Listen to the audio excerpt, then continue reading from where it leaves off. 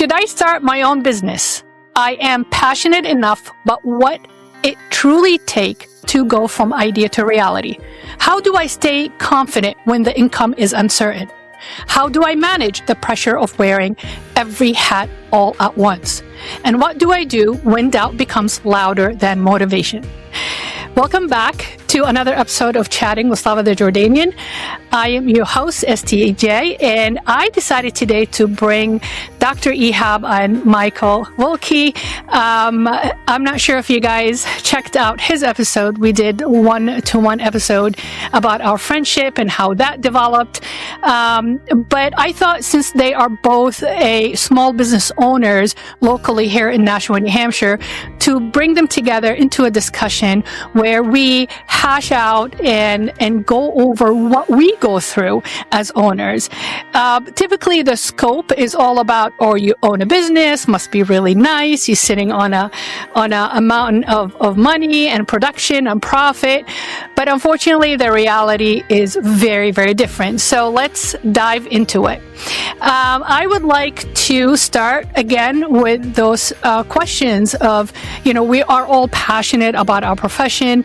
Michael's passionate about wellness and health and strength training and being fit. And Ihab is passionate about being an entrepreneur. He launched our franchise group in June 2024, and he is passionate about, branching out and tapping into different markets and so forth and so on. So let's start with Michael. Your passion. I watched you when you were working at a gym. I watched you when you became a single dad. We talked about that in the previous episode, and you worked it out. And I was so happy for you when you opened your own studio, because that is all you talked about when I was training with you, because it's your dream and you're so passionate about it. So what took it from idea to reality? What does it take from a visionary to do that? Well, I mean, for me, and thank you for having me again. For my situation, I can only speak for myself, because I'm sure everybody's path to business ownership, whatever it might be, is different. So for me, I'm actually going to be 48 in May. I actually started this business when I was a kid at 20 years old. I've done nothing else with my life. I've been a personal trainer my whole life, nutrition coach, healthy habit, online personal training, all of these types of things. And I was in a situation where at that time, what I did wasn't really a thing. This is really my industry as far as personal training, where you can actually make a living off of this. Really didn't become mainstream like anybody was doing it until, really I'd say the mid 90s. I started in 96, when I was a senior in high school, and then slowly transitioned into, coaching for a gym, right out of that. And then when I moved here, from Washington State to New Hampshire, started working for a gym there. And then it was in 2000 that I decided I wanted to branch out on my own and not work for anybody else. So I was in an opportunity where I was able to, pay that facility rent, to use their space. And at that time, it was really just about learning how to really become a personal trainer, helping people to achieve their health and fitness goals through working out. At that time, we added nutrition and all those types of things a little bit later. But what slowly started to happen as the years went by was I realized that, hey, this is becoming more popular. Never was that more apparent than in 2007 when the whole industry changed, and these box gyms, like think of your Planet Fitnesses, which they weren't around back then, but Planet Fitness, Gold's Gym, which is now Fit Lab, all these different types of places. I was at a World's Gym, which became a Best Fitness. They started getting wise to the situation and realizing that, hey, you know what? Personal training is becoming more popular. More and more of our members are paying these independent coaches. They don't work for us, but they're paying our members to coach them and working out. Hey, let's make some money off of that. So the whole industry changed over, where now you had to become an employee of the gym if you wanted to use their space. And that really became the advent of, the small personal training studio, gym, small box, boutique facility, whatever you want to call it. Now, were there any of those around before then? Sure. but not to the level that they are today. And so for me, I found myself to be fortunate enough to just join up with another coach who had actually opened a private facility. Didn't work for them. It was the same situation at the big box gym, is where we say, hey, I'm just going to pay you rent to use your facility, but it's my own thing. I don't answer you, none of these types of things. And that's what it was. And then slowly I started to realize that, hey, you know what? I would like to actually have my own facility someday so that I can continue growing my practice. And then just being able to do some other things, in this space as far as health and fitness. I knew that at some point, I more than likely would get burned out of just being a personal trainer. So what are some other opportunities out there as far as being able to, grow my practice? Being able to serve my clients in terms of being able to achieve their health and fitness goals. And then also too, and it's something that I've just now recently started, being able to, support other coaches as far as those who are just starting off, their careers, wanting to learn, the art and science of being a coach. Cause it's one thing to say, hey, I'm a personal trainer. I'm teaching somebody how to do a deadlift or a squat. It's quite another thing to actually coach them, as far as being able to really achieve their health and fitness goals. And so really at the end of the day, my business has really evolved into, what it is today, where, I want to make sure that I'm constantly changing with the times, not being stuck in, what, we were doing as personal trainers even 5 years ago.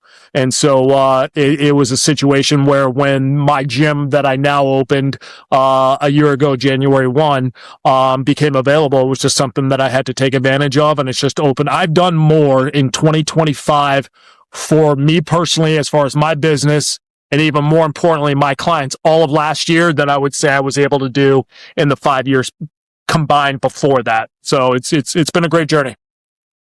Is it because, so the reason for that, is it because it was circumstantial that things just fell into place and you found the right, so you weren't even seeking or searching into opening your studio, and in front of you just an opportunity just opened? It's like, hey, this must be a time for me to take that leap. Yeah, I don't think it is a good question. I don't think it's something that just happened. I think for me, it was, I found myself in a situation where, as a, business owner, being where I'm coaching my clients and such, and just paying rent, to the person who had the main, lease for the facility.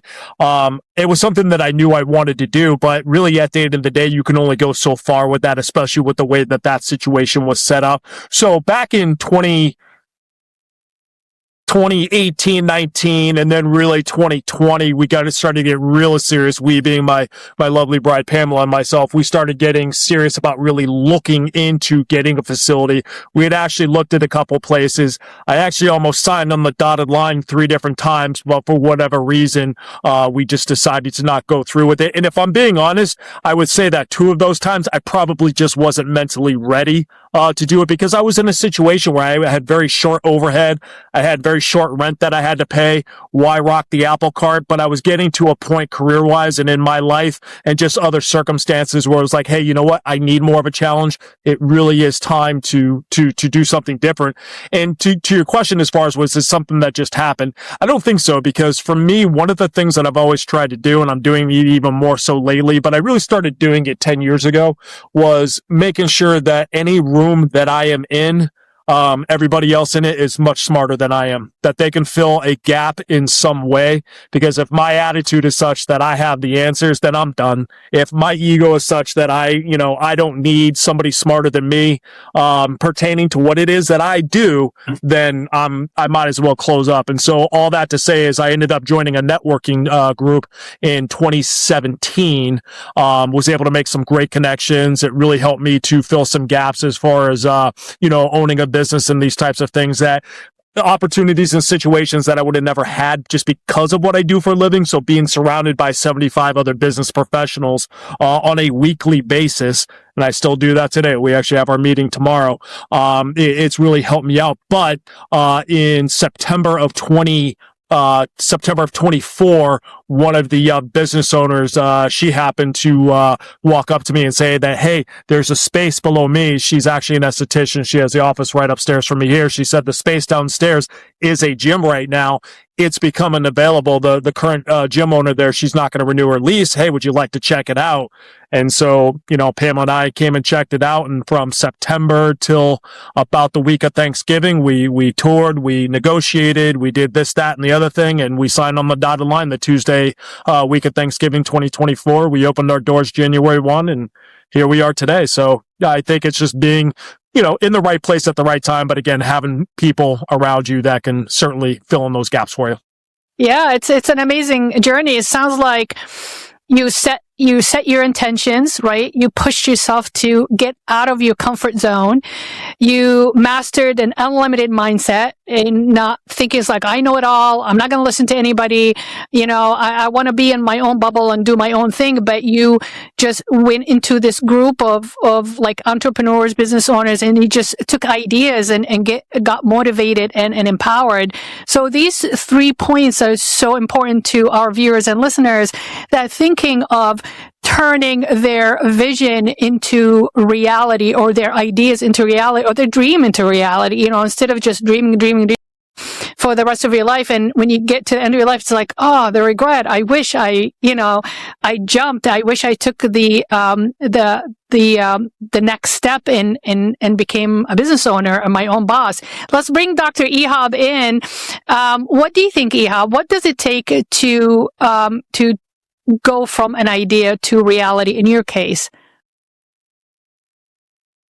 So originally, I was in the semiconductor industry. Wasn't part of the dental industry at all. So I did that for 20 years.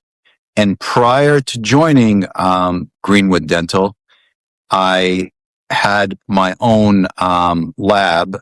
Sorry. I had my own lab, and I opened that in, I think, I joined Greenwood Dental in 2016. I opened it in 2014. Worked there for a year. Then we were bought out the following year, and then I worked for a larger lab, which owned our location here locally, and in Salem, New Hampshire. And I ended up selling that to them and coming on board with Slava. And she had asked that if our business is growing here in Nashua. So I said, sure. So Greenwood Dental Nashua was open in 2013. I actually was there for the build out and everything for Nashua. It wasn't that I wasn't there, but I was there for a lot of that. So I kind of understood that. And I decided, well, okay, I'll join. Since it's growing so quickly. And then once I joined, I said, wow, this is a great model.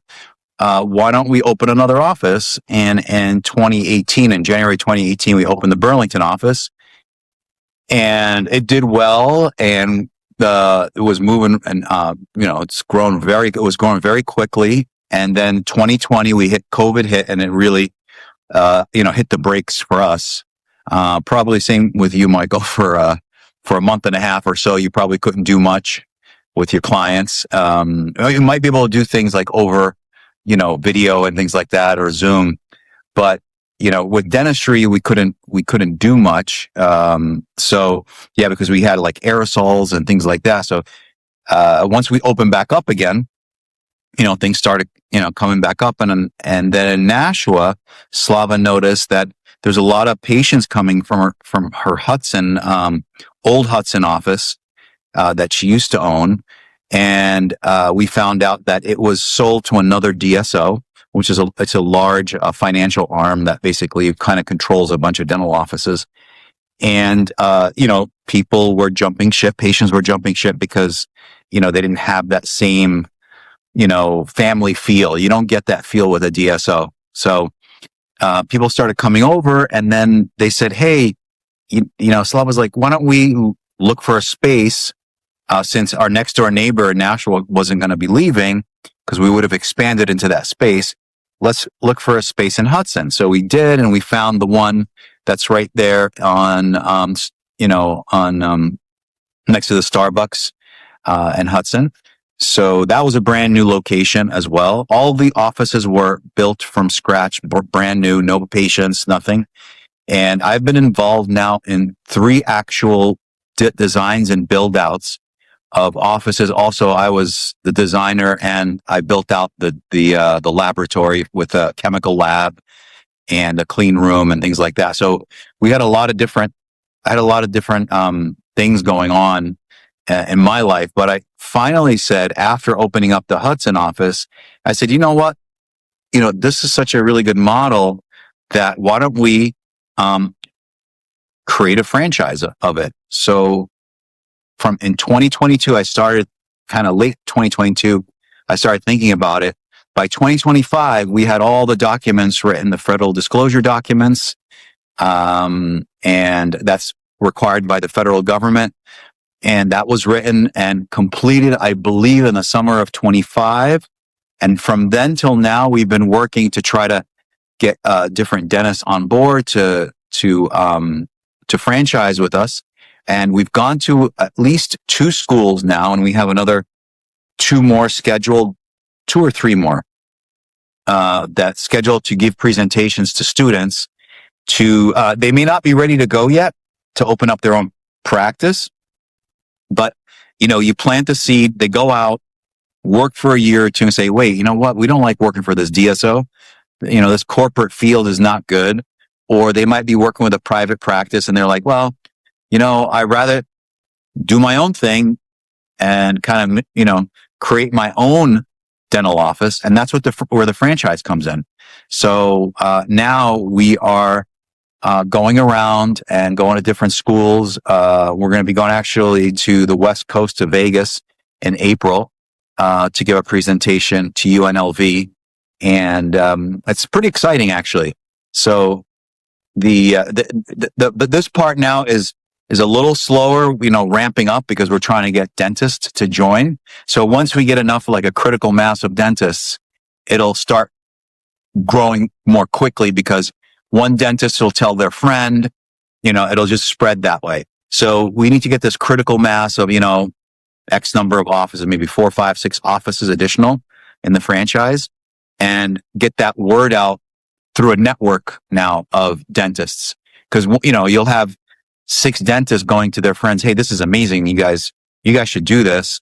You are working for a DSO, you're working for a private practice, and you want your own thing.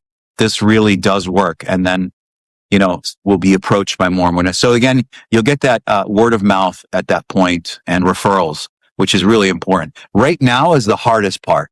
You have no dentists yet, but you're trying to go out there and present to as many dentists and dental schools as possible.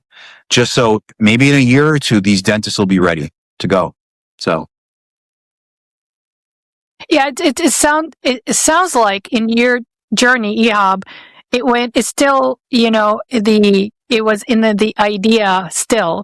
The franchise itself as an entity, it did solidify and manifesting itself on paper, but it's just the application of it is not there yet. So it's not really a reality in a sense that, we don't have franchisees yet, but it does exist on paper. It does exist legally as a idea and an opportunity for a new dentist.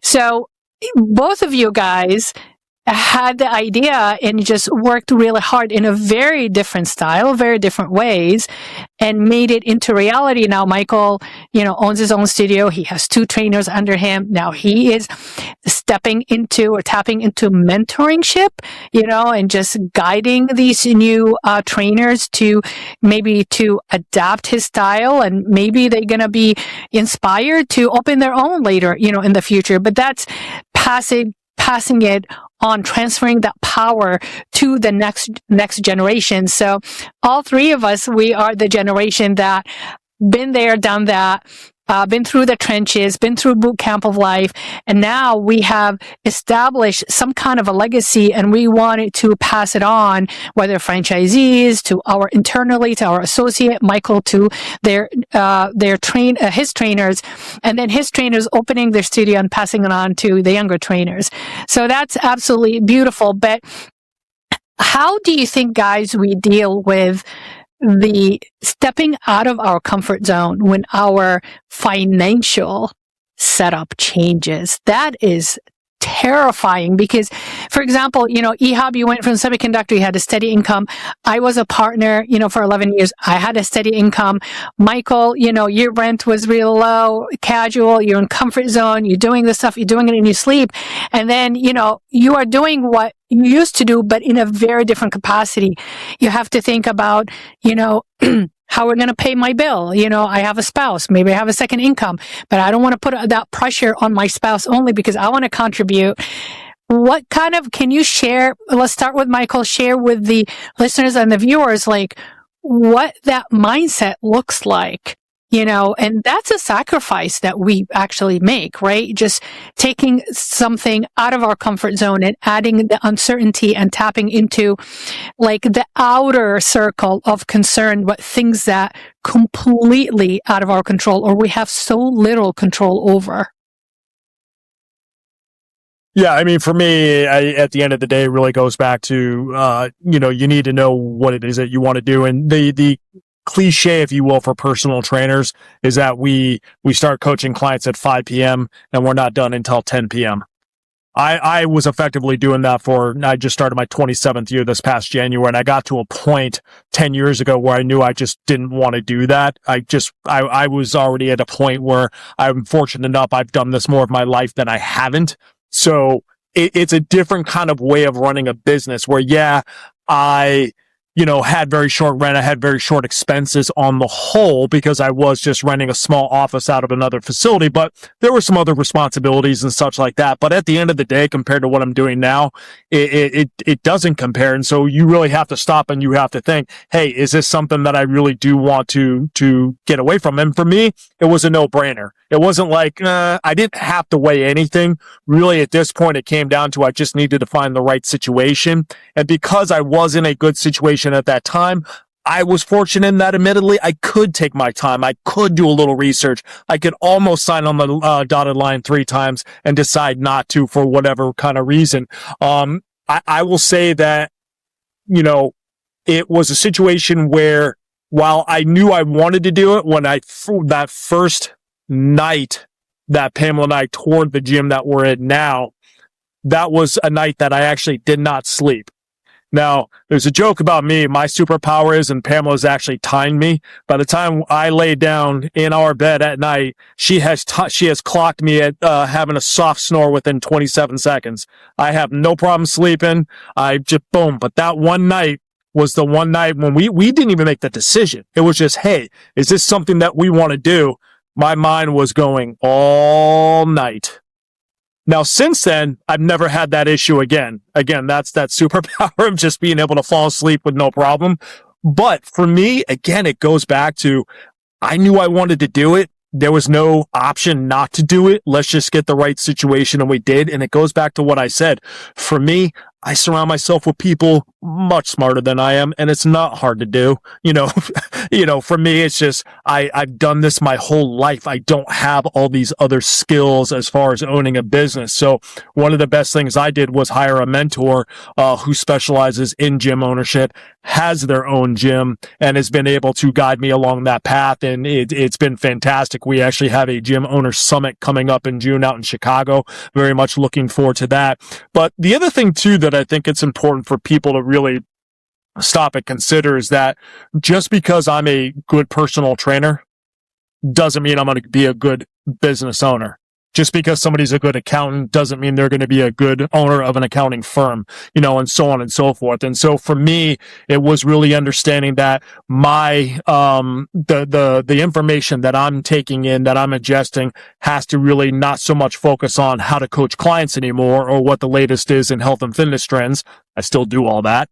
But I have to now really develop a skill set around leadership, around owning a gym, around processes and systems. I had to be willing, to be able to, do what I want to do in the manner in which I'm doing it. Believe it or not, I had to actually, fire, not really, but let go of a couple of clients because they just weren't coinciding with the things that I needed to do as far as being able to run this facility. And that really was back for 26 years, I've been taking 5 a.m. clients.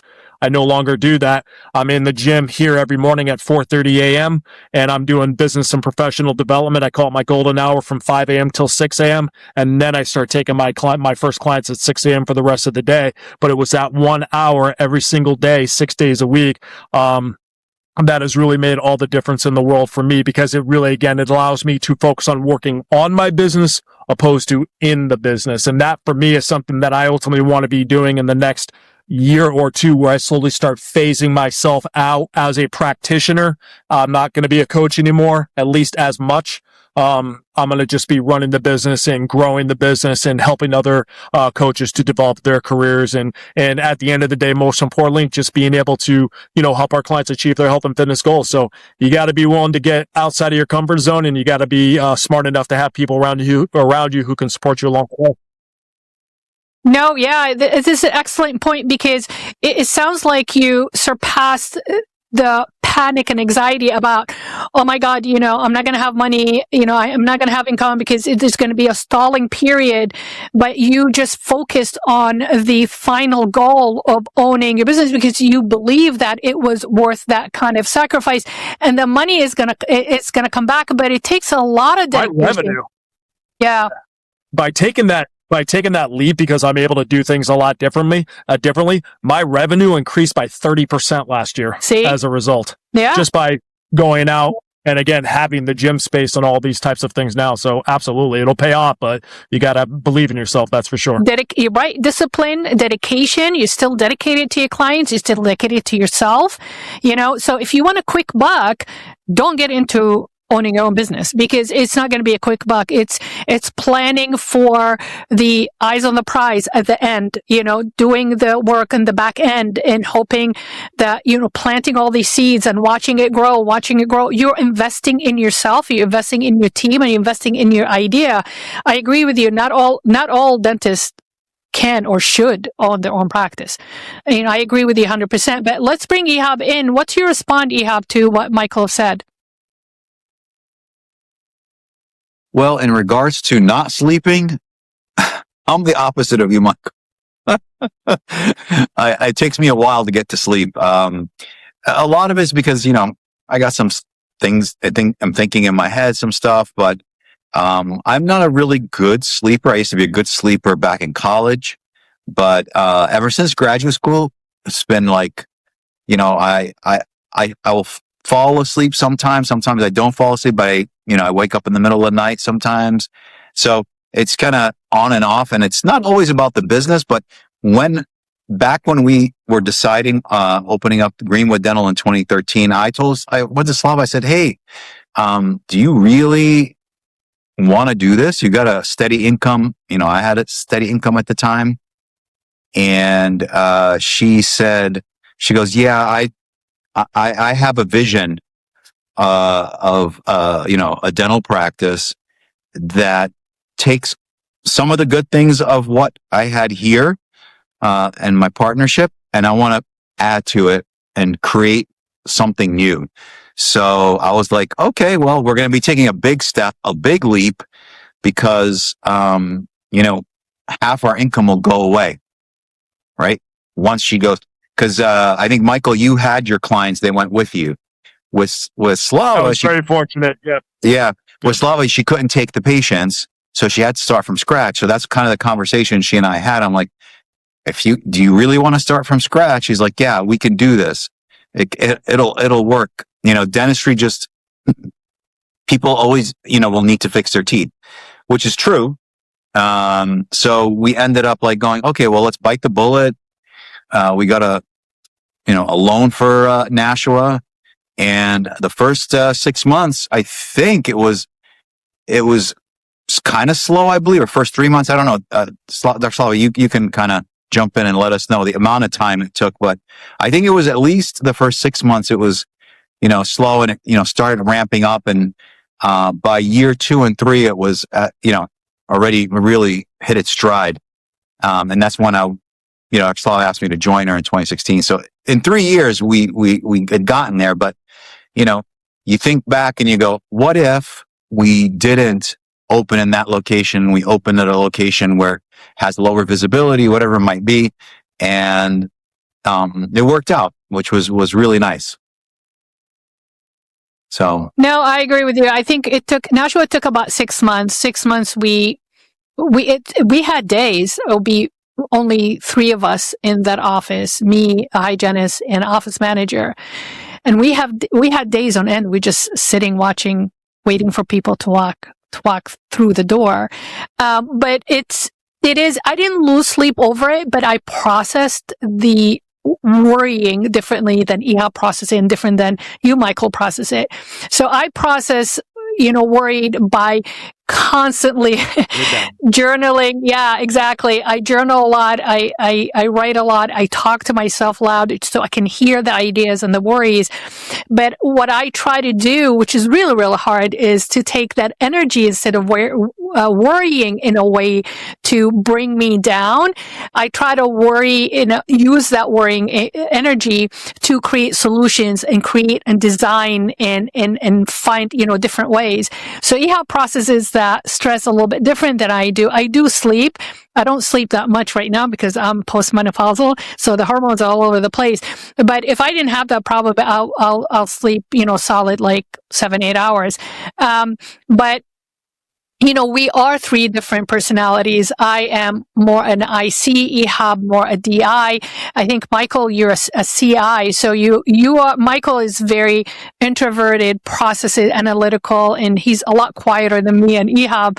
He's more task-oriented, introverted to start with. And then when he gets to know you, becomes extroverted. I start with extroverted, people-oriented. Then I become introverted, data-oriented, task-oriented. Ihab is, extroverted, task-oriented. It's all about the bottom line.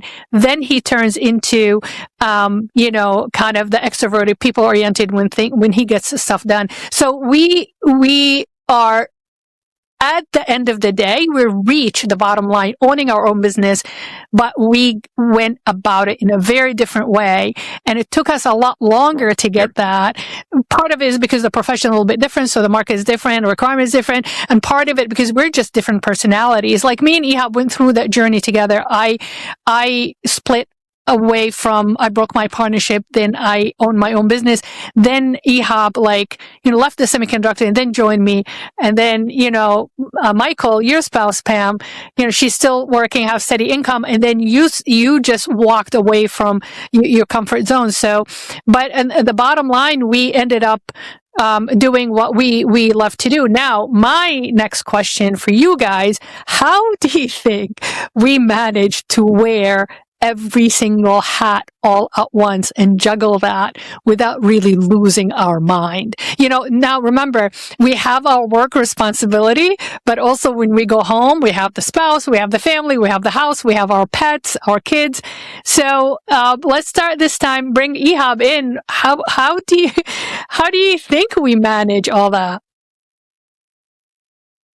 I don't even know. Yeah, it's a the home part. Managing the home is a lot easier than managing the office. And, we have cats. So really there's nothing there. It's the managing of people, and, try to motivate people every day. We have almost 30 employees now, and it's wild, like how you want to keep everybody on track. I mean, today, for instance, I was going to go to Hudson. Our 2 front desk people kind of called out down in Burlington. So I had to drive down, and then I had somebody from Hudson up here meet me down there, to assist me. At that one, I did not expect that was even going to happen. These things happen almost like on a weekly basis. Something comes up and we have to take care of it. So the hardest part is the business part of our life. Our home part is the easy part because it's our comfort zone, right? It's our, healthy, safe space. We got this, right? It's predictable. We go in, we know exactly, it's time for dinner. We're going to sit down with my wife. We're going to talk about it, watch a movie or watch a show, and then we're going to go to bed and do that all over again the next morning. So, but when we are at work, what do you think it takes for us to manage that pressure of, now you're still a trainer, right? You have 2 trainers under you. They are treated like independent contractor, right? They do their own thing, but also you're a business business owners, so you're No, responsible. they're employees. They are employees. Yeah. So, okay. All right. So you have 2 employees or 2 team members, and then you have, the space. You're responsible for the space. Make sure the space is healthy and safe and clean and all that. And then you have a client because you have also your reputation. You don't want them to treat clients, if you see something is off, it's like, oh, that wasn't right. I have to say something, or you have to pull somebody in. It's like, hey, I noticed this, do it better that way. So there's a lot of teaching, a lot of guiding, a lot of leadership and guiding and coaching and mentoring. So how do you juggle all these hats? So I think the most important thing is realizing that the most important thing is to do is outsource those tasks, as many of them as you can, to somebody who is going to allow you to be able to buy back your time. I remember, and I would actually say there's a point that's even more important than that. I remember getting into, and perhaps an argument with another coach at the other facility where the conversation was had about something that was needing to get done, and the person had said to me, well, it must be nice for you since you have your wife who can help you with all that kind of thing. This person wasn't married, all these kind of things. And it's such that, to have the attitude that I'm going to be able to do all of this, I don't need anybody else to support me, whether that be a spouse, whether that be a team.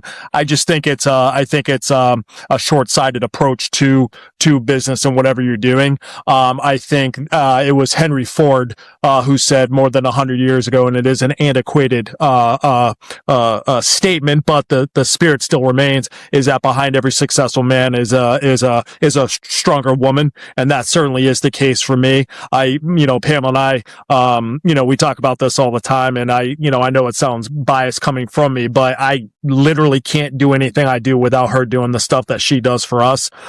Just because, as you guys well know, where you guys are in that business, your mind is constantly going. You're constantly thinking about all these different things that have to get done. You're constantly thinking about these fires that you have to put out.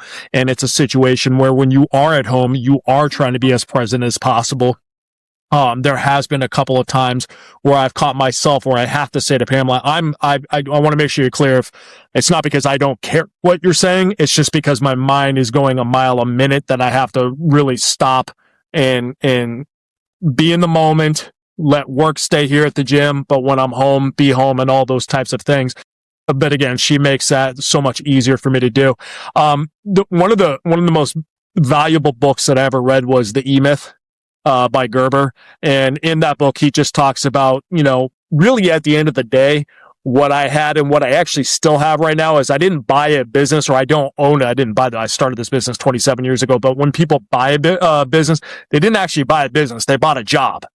Because until you have people in place that can take some of those hats from you, again, it's just a job that you're doing. You're not able to really focus on growing the business and supporting the business and growing your team and these types of things. So for me, I outsource as much as I can, from my CSM to the cleaning of the facility and the list goes on.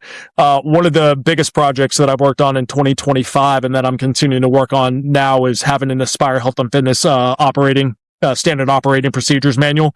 Right now, even for my humble little personal training gym, it's about 34 pages long.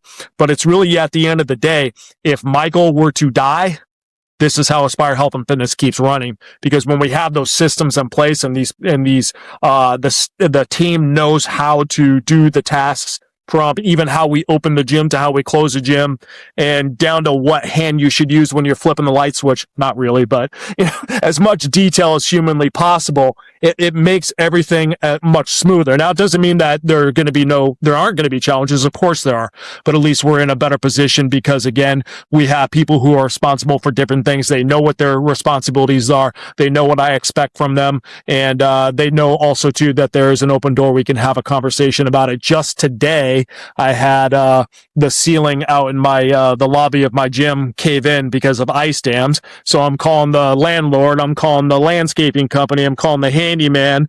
All the while I have clients out on the floor. And oh, by the way, I'm waiting for an order of delivery of gym flooring that I have because we're doing a remodel here on the gym. So it's a lot of different things going on. But if I got to be completely honest with you, I love it. It's a different challenge for me. But it is definitely, as far as going back to your original question, as far as the different hats and all these types of things, it is so valuable for me to actually spend that money to buy back my time, because I can pay somebody X amount. I could pay somebody $20 an hour to clean the gym, whatever it might be, to clean the gym for me. What am I able to do with my time in that 2 hours that helps grow the business or helps our clients achieve their health and fitness goals?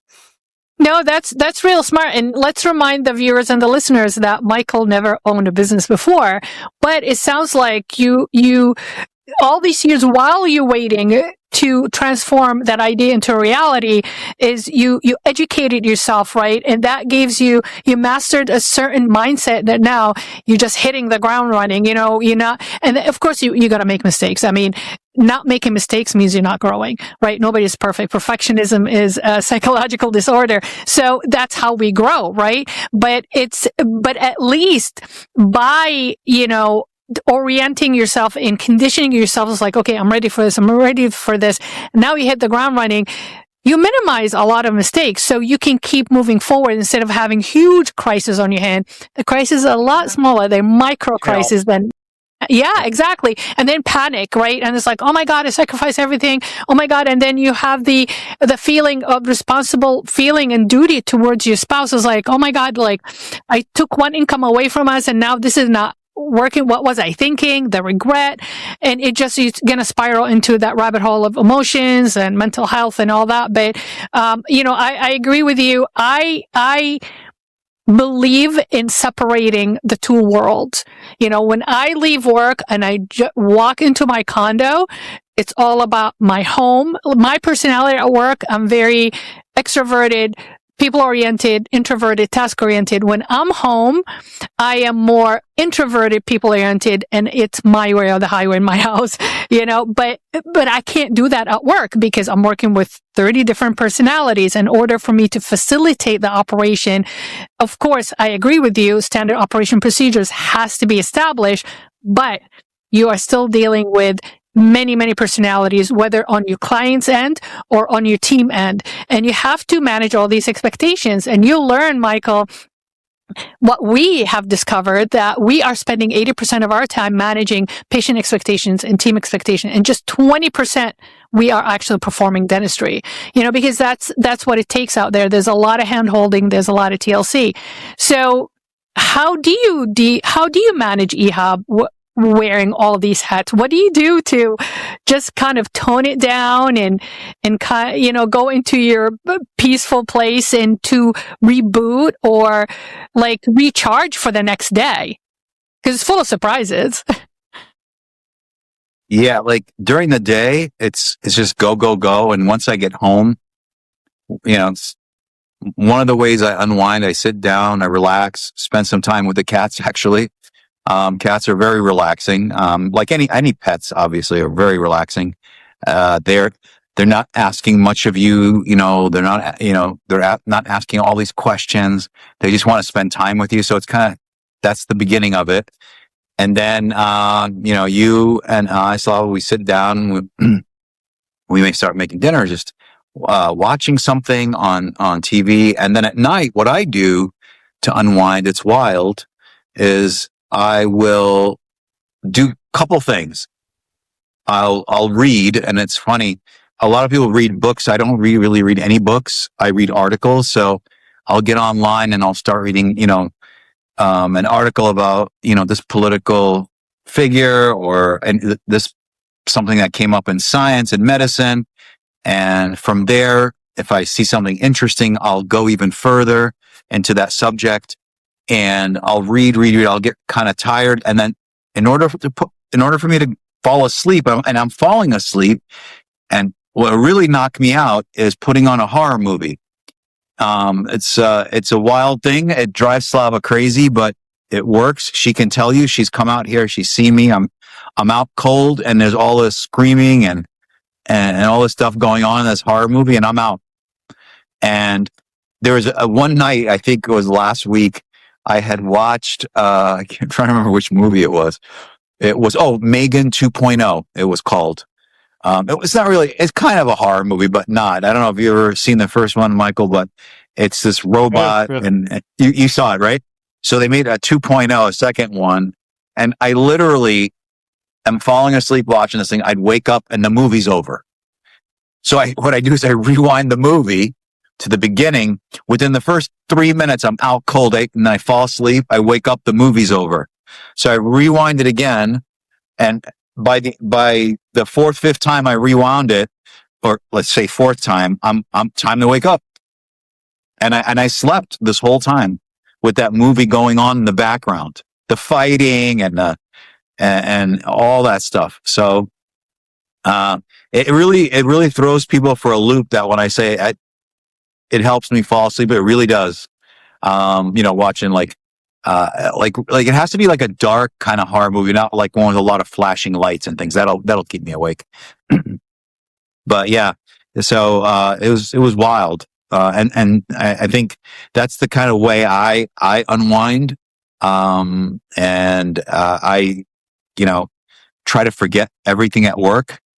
But so that's one of the things I do a couple of things I do, the reading and the watching the horror movies.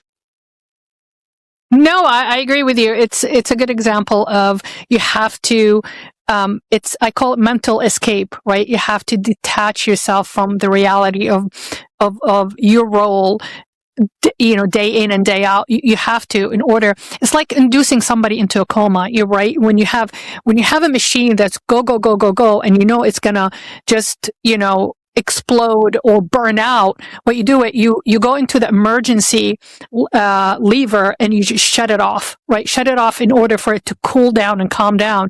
And same thing when in medicine, when somebody is in trauma, like the injury is so massive to the brain and the rest of the body, they actually induce the body into a coma to shut it down. And then because the body's overwhelm is gonna terminate itself or exit, and to figure out what's going on in order for the body to heal and reboot itself. It's exactly the same thing. You have to shut this off of the work mode, being a mentor, a coach, a leader, a business owner, with a big responsibility, wearing all these hats at once, and reboot and go back to reality. It's like, okay, who am I? I'm just a human being that has 4 cats, or I'm just a human being that's married. They have 2 cute little dogs. I'm going back to my condo. I'm just gonna watch TV and eat dinner. And that's it. Just, you're pulling yourself from that capacity of responsibility, because it just too much is going to overload your brain. So you have to escape. You have to have the escape mechanism to detach yourself from reality of, quote unquote work. So I just want to spend the last 12, 15 minutes talking about, let's start with Michael. What would be your advice when the doubt becomes louder than the motivation for you to own your own business, continue with your own business? What do you recommend? I personally have learned not to believe the doubt. You're going to have those days where doubt sets in, what the hell am I doing? Why did I do this? What is happening? All these kind of things. And you got to learn to turn the noise off. I also, as far as the motivation side of things, I put very, very, very, very, very, very, very, very little bit into motivation. I think motivation is nonsense. To be inspired, to be motivated because we watched something inspirational, but if we're relying on that, you're in trouble. I talk about that in my social media content with clients when we're talking about, the time of year, as far as it's the new year. So we have our New Year's resolutions. We're going to start over on Monday. We're going to start over on my birthday. We're going to start over next month because we're motivated then. Motivation's nonsense in anything in life. I always ask my clients to think about this way. Are you motivated to go to work every single day? Probably not, but you do it anyway, right? Why? Because you understand the benefit that you get as a result of that. It's when we learn to put systems in place, when we learn to have strategies in place, and it starts kind of what you were talking about, just the segment before when we're talking about finding balance and stuff like that. I have my routine every single night as we are getting ready for bed that helps me prepare for the next day, so that when I wake up the next morning, it's a situation where I am able to just go. I don't have to think. I don't have to worry about, oh, I'm not motivated today. And I'm going to be honest with you. I've been doing this. Like I said, I've owned my business for 27 years. I've never been happier with what I'm doing now that we do have our own facility. So really, I'm motivated all the time if you want to go that way. But for me, I don't rely on motivation. So again, if you're waiting to be motivated, you're going to be waiting forever, because again, there's going to be times where, and I've even had that, where I've had days. As a matter of fact, I may or may not have been having a little bit of a temper tantrum one morning when Pamela walked in to drop something else off. I was frustrated. Nothing was going right that day. I'm like, what the hell am I doing? I can't, all these kind of things. And she was able to calm me down, but it was a situation where we're going to have those days. Just don't buy into it. Don't think that that's reality. That's just going on. That's just what happens to be going on at that time. And if we let our minds start spiraling, like, oh, it's just always going to be this way, or it's always, just get through the day, get on to the next day. And like I tell my clients when it comes to the health and fitness goals, look at it as trends over time. Don't look at it as black or white. It's one of the biggest lessons I've had to learn. Now that's beautifully put, but I think, and I'm not going to get into it right now, but I would love to do another segment of the different generation mindset. They're like a whole, like, to me, it's alien, world basically. Yeah. But let's bring Ihab in. What do you think, Ihab? Like, what is your advice when the doubt settles in? It's like, oh crap, like Michael said, nothing is working. This was a big mistake. Did you ever go through this? And what do you do to pull yourself out of that? I mean, it happens. Again, we come from our time, our generation, at least from what I learned from my parents, it's just do it. You just gotta I'll never forget one time, or many times when I was young, I was like nervous about going to take a test. Am I going to be able to do it?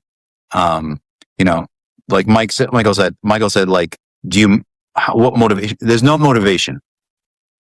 I'd go to my dad. I said, Dad, I'm kind of nervous about the test. He's like, why? And I'm like, and this is my dad now, and Slava knows him. And Michael, you know my dad too, or you knew him. Mm-hmm. He used to go, I'm nervous about taking this test. He goes, why? I'm like, I don't know. I don't want to fail. He goes, why would you fail? I don't know. Maybe I'm not prepared. He goes, why aren't you prepared? Do you not know the material? And I would think about it for a second. I go, yeah, I do know the material. He goes, okay, if you know the material, you're going to do great on the test. And that was it. That was his answer to me. There was no like, oh, Ihab, my God, let's sit down and talk about this, like, and really go. No, he was like, Slava was laughing because she knows him, and Michael, you know him. He was, so, and again, it could have been the same with, your parents as well. And there was no like doubts. You couldn't have doubts. You couldn't have this in your mind. You couldn't doubt anything, because why would you doubt if you are prepared to do it? Why are you doubting? So that's the things he would tell me, like, and I would go to him to think I was going to get some kind of motivational speech. I would not get a motivational speech. I never got that from him. It'd be like, if you're not prepared, this is what he tell me. If you're not ready for the test, go study harder. Like, right? Like, what's the parts that you're not getting? Like, I'd be like, well, I am ready for I study. He goes, well, then if you studied, you're ready to go then. The only way you would fail the test or do badly on the test is that you're not ready for it, or you're thinking that you're going to fail in the test. And that's what's going to make you fail. Thinking about it and knocking yourself down when you're ready to go. And it's just like what Nike says, right? Just do it. You got to go in and just do it. If I can add to that too, as far as going back to the motivation piece as well, when we're talking about, being prepared and these types of things and the doubt and all these types of things, it comes back to, I think, the biggest challenge that some people have. And I'm paraphrasing it, but it's like the idea of, oh, I'm not motivated to study for that test, or I'm not motivated to, prepare for the next. You don't have to be. And motivated. Again, you'll find that self-doubt actually becomes less of an issue for you the more that you spend the time. And I think when we realize that what motivation is really all about, the reason why we love motivation and the self-help books and all these types of things, and I get into them, absolutely, but I'm looking for strategies. I'm not looking for motivation. All motivation is the dopamine hit, right? It makes us feel good. This is going to be the time that we do it. No, it's not. And I know I'm sounding like a punk when I say that, but it's true, is if we just realize that we can't rely on motivation all the time to be successful, if we actually just are willing to put in the work, self-doubt becomes less of an issue the more and more and more you do it. What's the expression? Success is what happens when preparation and opportunity meet each other. Something to that effect. We're taking the time to be prepared. How many times do you think Tom Brady had self-doubt going into any of those 7 Super Bowl wins he had? Very little. Very little. Yeah. He knew he was going to win because he put in the time. Yeah. Yeah, just like time, your uncle. Exactly. It's all time. Uncle Salah was 21 years old in 1973 war. The stories that he tells us, how he just charged against the enemy, and he never, God was on his side. He never had a scratch of injury, no PTSD. Can you imagine if he doubted himself? Probably it will be a worse trauma. But, the younger generation resent us because it's like, oh, you guys think better than us. But we learned accountability. Our parents said, be accountable to your action. Be accountable what you say. Be responsible for your action. Don't blame it on anybody else. Don't compete with anybody else. Don't compare yourself with anybody else. Exactly. But that's that our generation grew up that way. And I think I would love to bring both of you. It would be a great idea, a great episode to just sit down and analyze. Yes, you have to. Accountability. Don't doubt, right? Go off on that topic. Oh my God! No, I mean, you got to think about it, Dr. Slava, Michael. You got to think about it this way. Like, again, we talk about generation. And it's a great topic to talk about in the future. Is that each generation? You think about it this way: the generation where they fought World War II, or even World War I. Nobody's like nervous about this and that, all they're thinking about is going in, fighting. They have to focus. You cannot have doubts, right? You can't. What motivation can you get from your commanding officer? I mean, they're going to say, you're going to do great. What are they going to say to you? You're going to go in and fight a war. There's no, they're just going to tell you, okay, guys, keep your heads down, and, go in, and that's it. And hopefully you make it out the other side.